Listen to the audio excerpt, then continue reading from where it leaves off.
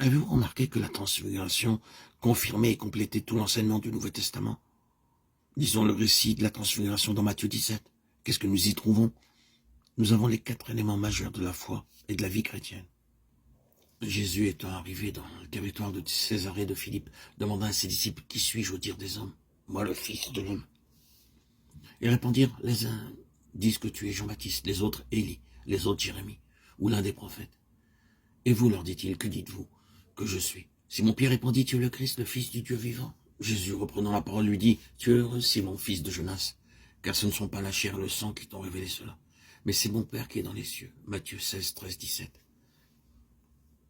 Tu es le Christ, le Fils du Dieu vivant. Je pense que certains auraient pu dire que Pierre, une fois encore, ne savait pas de quoi il parlait. Mais c'était une formidable déclaration. Tu es le Messie, tu es le Messie. Les 2 termes Christ et Messie signifient oint, et comme tel, le Fils du Dieu vivant. Ici, nous avons la réalité fondamentale du christianisme, la personne du Seigneur Jésus. Pour un homme comme Pierre, un juif imprégné de l'Ancien Testament et de l'histoire juive, dire cela signifiait beaucoup plus que ce que nous pouvons imaginer. Réfléchissons à toutes ces grandes choses qui étaient liées à ce nom de Messie.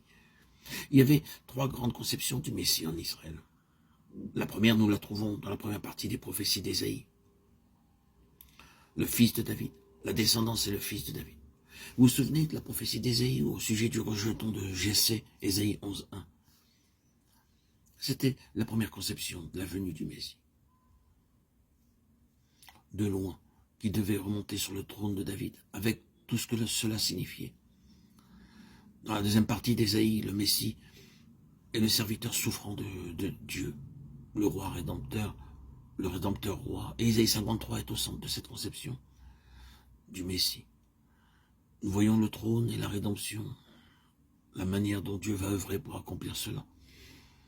Nous trouvons la troisième conception du Messie qui devait venir dans le livre de Daniel chapitre 7. C'est un passage merveilleux. Je regardais pendant que l'on plaçait des trônes et l'ancien des jours s'assit. Son vêtement était blanc comme la neige, et les cheveux et sa tête étaient comme de la laine pure. Son trône était comme des flammes de feu, et les roues comme un feurdre. Un fleuve de feu coulait et sortait de devant lui. 1000 milliers le servaient, et 10 000 millions se tenaient en sa présence. Les juges s'assirent et les livres furent ouverts. Je regardais pendant mes visions nocturnes, et voici sur les nuées des cieux arriva quelqu'un de semblable à un fils de l'homme. Il s'avança vers l'ancien des jours, et on le fit approcher de lui. On lui donna la domination, la gloire et le règne, et tous les peuples. Les nations et les hommes de toutes les langues le servirent. Sa domination est une domination éternelle qui ne passera point, et son règne ne sera jamais détruit. Daniel 7, 8, 10, 13, 14. C'était ce Messie qui devait venir. Le roi, le sauveur, le Seigneur, régnant pour toujours, avec une souveraineté universelle. Quand Pierre disait « Tu es le Messie, le Fils du vivant Dieu », tout cela était présent dans cette déclaration. C'est pour cette raison que Jésus dit « La chair et le sang ne t'ont pas révélé cela à toi. Mon Père sait ce que signifie le Christ, le Messie et le Fils. » Maintenant, j'ai dit cela seulement avec l'intention de raviver cette conception de la grandeur de notre Seigneur Jésus, comme une aide à la vision. J'aimerais que, alors que nous parlons de cela et que nous le lisons, nous puissions voir que le Seigneur Jésus n'est pas petit ni un Seigneur défait et battu entre les mains du grand ennemi.